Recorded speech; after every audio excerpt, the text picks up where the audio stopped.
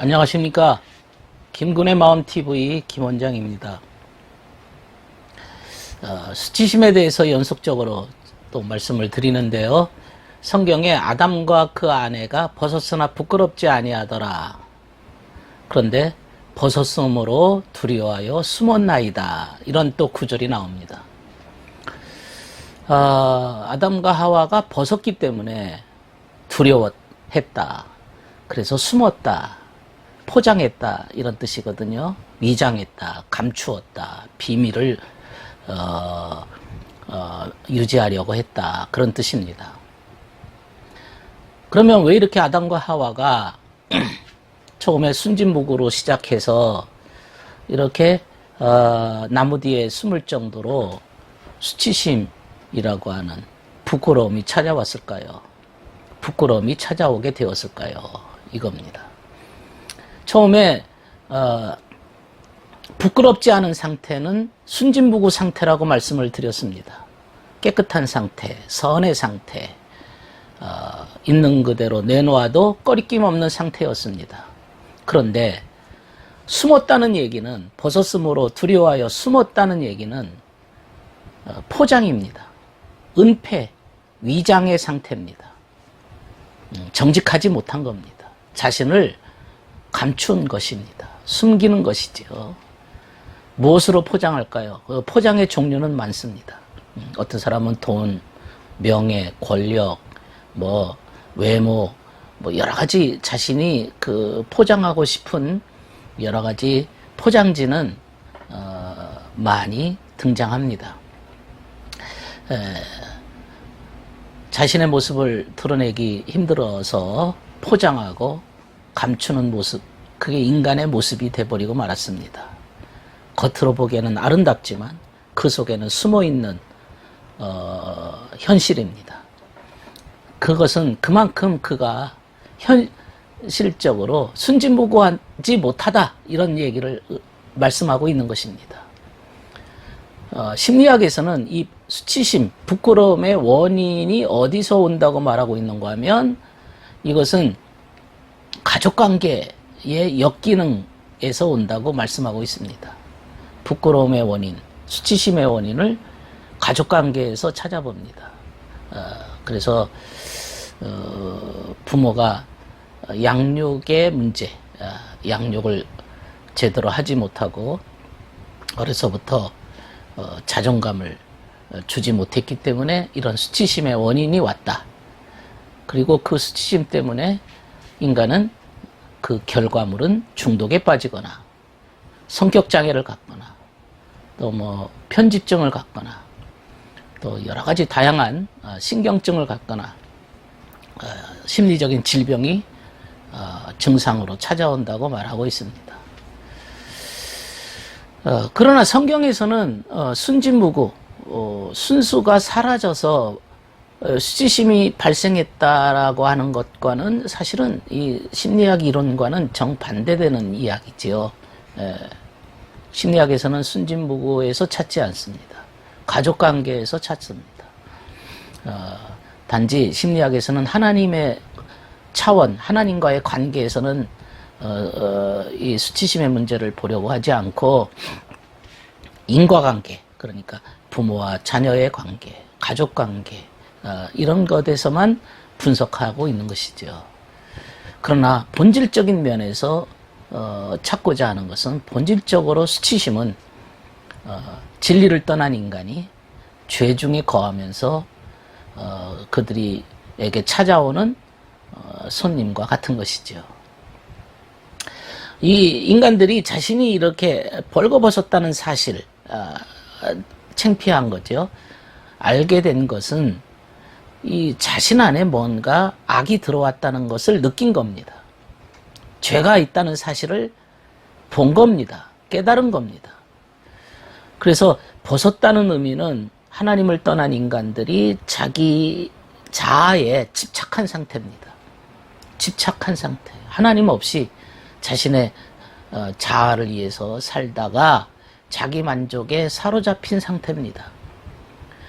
그렇기 때문에 기독교인들은요, 내 안에 창피하고 수치심 이러한 것들이 들어오게 되어지면 내가 하나님 없이 자아만족에 사로잡혀 있구나. 이런 사실을 깨달아야 될 것입니다.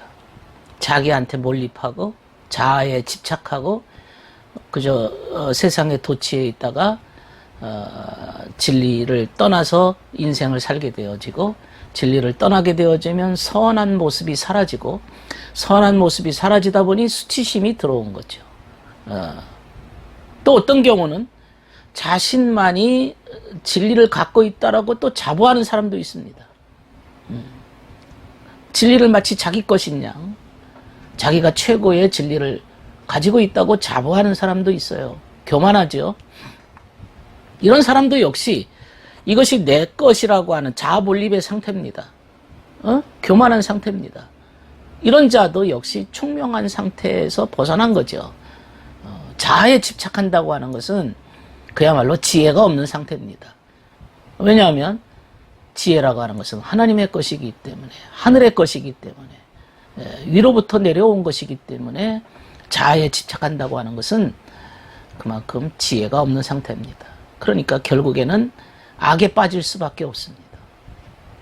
그러므로 벗었다고 하는 것은 진리가 없는 상태입니다. 진리 없이 사는 겁니다.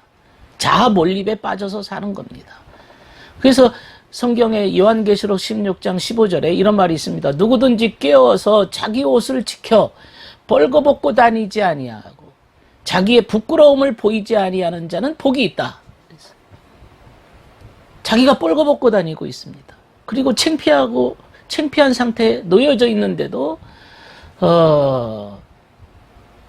그걸 모르고 있는 겁니다. 그래서 성경에는 깨어 있어서 벌거벗고 다니지 않고 부끄러움을 보이지 않는 자들은 복이 있다 그랬습니다. 깨어 있어야 됩니다. 깨어 있어야 됩니다. 아하, 내 모습이 이렇구나. 이런 걸 볼 수 있는 눈이 있어야 된다는 얘기죠.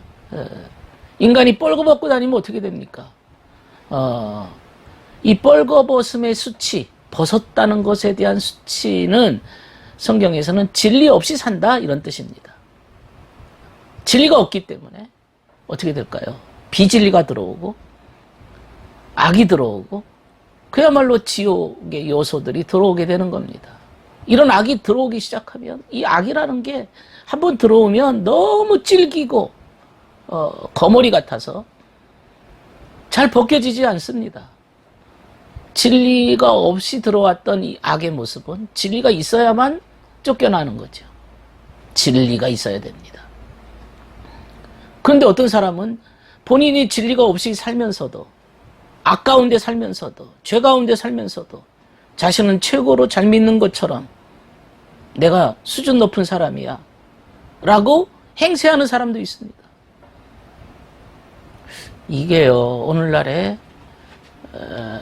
현대 기독교의 문제는 마치 자신의 배지가 목사, 전도사, 권사, 집사, 목사 사모 뭐 이런 배지가 마치 자기가 그런 수준이 된 것처럼 여기는 그러한 것들을 만들어내기 때문에 위험하다는 것입니다. 이 배지가 차라리 없었으면 하나님 앞에 내 자신을 돌아볼 수도 있는데 이 배지가 나를 이상하게 만들어 나갑니다. 스스로를 안 보게 만들고 권위의식을 내세우고 마치 성경 하나도 읽지도 않았으면서도 마치 이 배지가 내가 성경을 알고 있는 것처럼 남들에게 보여줍니다. 이것도 포장지입니다. 진리 없는 자들에게 이런 배지 달아놓으면 그게 포장지밖에 더 하겠습니까? 어떤 사람은 자신은 진리에 무지해도 말재주가 좋아가지고 막 설교도 하고 그래서 남들 앞에 나서기도 하지만은 유명세도 타지만은 그건 사람 앞에서만 가능한 얘기입니다. 주님 앞에서, 천사들 앞에서 가능하겠습니까? 그 말이? 남들 앞에서는 말장난으로 다른 사람을 홀릴 수는 있으나 주님 앞에서는 불가능합니다. 네 안에 진리가 있느냐? 이것을 주님이 보시기 때문에 그렇습니다. 진리 없이 살면 어떻게 될까요? 바른 질서가 다 무너져 버렸는데 진리는 질서거든요. 영적인 질서, 하늘의 질서, 신령한 질서, 주님의 질서인데 이게 무너지게 되면 어디로 가는가 하면 인간은 욕심으로 갑니다. 정욕으로 갑니다. 재물에 대한 관심으로 갑니다. 육신의 정욕, 안목의 정욕, 이생의 자랑으로 빠집니다.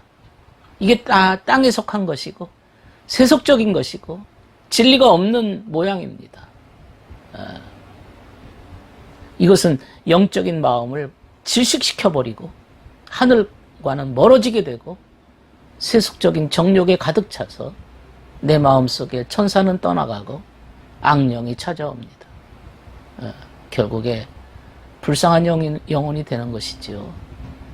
이런 수준이 되지 않기 위해서라도 진리가 있어야 됩니다. 진리가 있어야 됩니다. 진리가 있게 되어지면 내가 벌거벗은 수치에서 벗어날 수 있습니다. 진리의 눈으로 깨어서 자신의 모습을 보면서 벌거벗은 수치를 보이지 않게 하라. 벌거벗고 다니지 않게 하라. 이런 모습입니다. 진리가 나를 새롭게 만들어줍니다. 들어주셔서 감사합니다.